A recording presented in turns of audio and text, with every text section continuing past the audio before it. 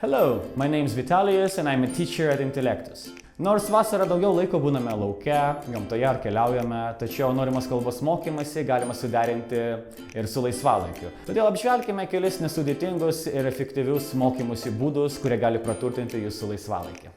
Daug žmonių mėgsta klausyti muzikos ausinukais.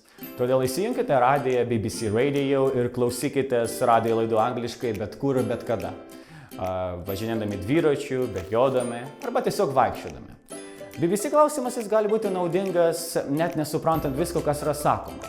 Pagerinsite savo klausimąsi ar suvokimo įgūdžius, priprasite prie britų kalbėjimo tempą ir intonacijos, išmoksite naujų žodžių arba prisiminsite anksčiau išmoktus, o kas svarbiausia, tam net nereikia skirti papildomai laiko. Leidžiant laiką paplūdimyje, neretai norisi kokios nors lengvos veiklos.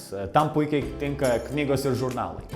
Svarbiausia neapkrauti savęs, todėl rinkitės lengvą ir įdomią literatūrą. Ankstesniame tinklaraštyje mano kolega Andrius patarė, kaip efektyviai skaityti knygas ir kokias knygas rinktis. Kita puikiai mokymosi priemonė yra YouTube vaizdo įrašai.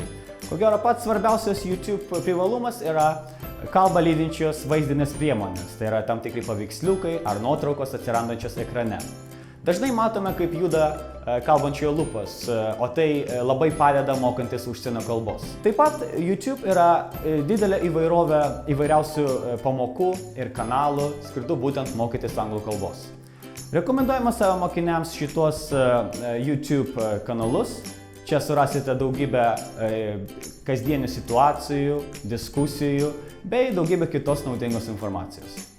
Vienas maloniausių vasaros užsiėmimų be abejonės yra kelionės. Kelionio metu dažnai tenka laukti, o tą laiką galima irgi puikiai išnaudoti. Yra daugybė mobilių aplikacijų, kurių dėka galima žaisti kalbos žaidimus, mokytis naujų žodžių bei lavinti savo tarimą.